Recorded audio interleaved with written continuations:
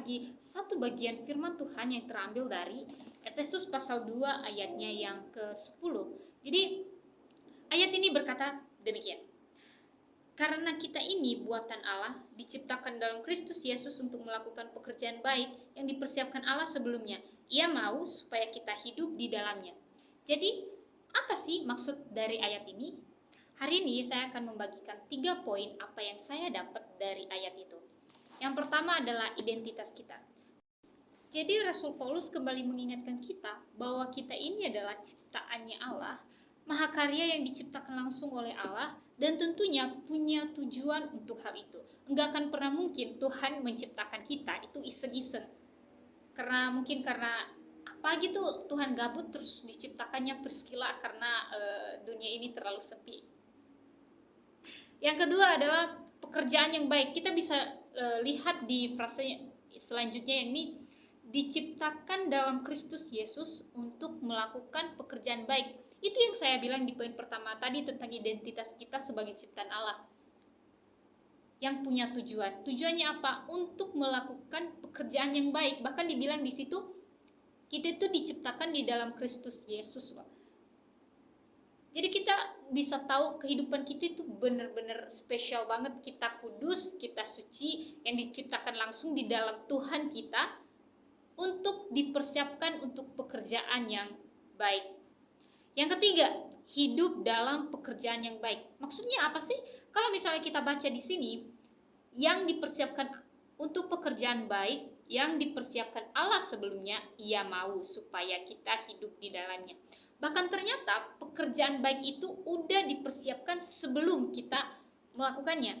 Jadi saat kita berbuat baik atau saat kita melakukan sesuatu, saat kita pelayanan, melakukan hal baik kepada orang lain, ternyata itu bukan karena ide kita sendiri. Itu ternyata bukan karena kebaikan saya, bukan karena kebaikan saudara, tapi itu karena udah dipersiapkan Allah lebih dulu ternyata.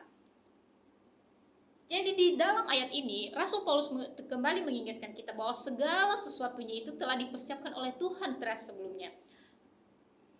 Saya melakukan sesuatu bukan karena keinginan saya, bukan karena ide saya, bukan karena kognitif saya yang baik banget, bukan karena hati saya yang sangat lembut, perasaan saya yang baik kepada orang lain, bukan karena itu ternyata.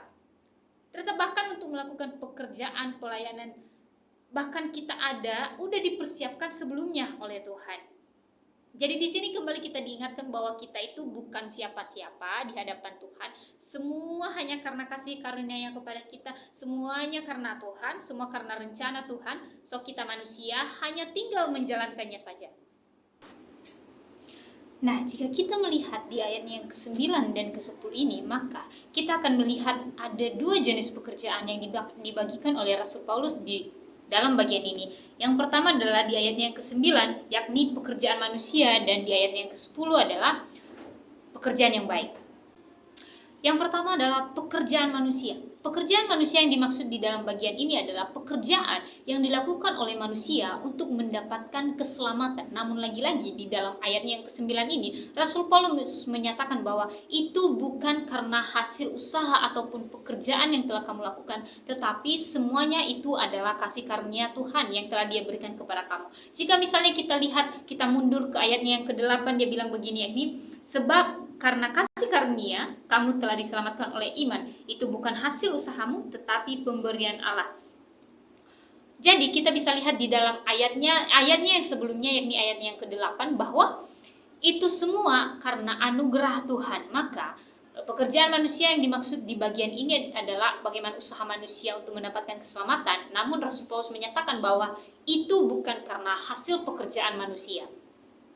Bagian yang kedua adalah pekerjaan yang baik. Nah, jika kita melihat di dalam ayat yang ke-10 ini, maka kita bisa melihat di sana bahwa kita ini disiapkan untuk melakukan pekerjaan yang baik. Ayatnya berkata demikian.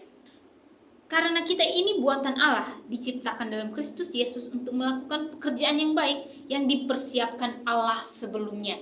Dan Ia mau supaya kita hidup di dalamnya. Nah, pekerjaan yang baik yang dimaksud di dalam bagian ini adalah pekerjaan yang baik yang telah dipersiapkan Tuhan untuk kita kerjakan, bahkan jauh sebelum kita ada. Dan Ia mau supaya kita menghidupi pekerjaan yang baik yang telah disiapkan kasihnya itu. Maksudnya gimana? Jadi setelah kita mendapatkan keselamatan, setelah kita diselamatkan oleh karena kasih karunia atau anugerah Tuhan kepada kita, maka kita akan melakukan pekerjaan yang baik. Sekali lagi, itu bukan karena kekuatan kita, itu bukan karena kebaikan kita, tetapi perbuatan baik itu bukan karena ide saya sendiri, tetapi perbuatan baik itu dia bilang di sini telah disiapkan Allah sebelumnya. Jadi dalam bagian ini Rasul Paulus kembali menegaskan bahwa bahkan kita berbuat baik sekalipun itu semua karena Tuhan, bukan karena kekuatan kita. Aplikasinya di dalam pelayanan hari ini adalah saat kita pelayanan entah itu di atas mimbar ataupun bahkan di belakang layar, itu kita harus tahu dulu bahwa pekerjaan itu dilakukan bukan karena bakat, pinter nyanyi, pinter khotbah, pinter dalam hal multimedia atau segala macam. Tapi itu emang dipersiapkan Tuhan untuk kita. Jadi kita harus tahu lagi bahwa kita melayani itu karena Tuhan, untuk Tuhan, bukan karena keinginan kita atau karena kehebatan, kebisaan, bakat kita sebagai manusia. Karena kita udah bahas dari awal sampai akhir tadi kalau semuanya itu telah direncanakan oleh Tuhan, telah dijadikan bahkan jauh sebelum kita ada. Jadi teman-teman, hari ini kita belajar lagi bahwa kita ini adalah ciptaannya Tuhan, sesuai dengan tujuan yang udah dirancangkan Tuhan sebelumnya. Jangan berpikir untuk melakukan maunya saya.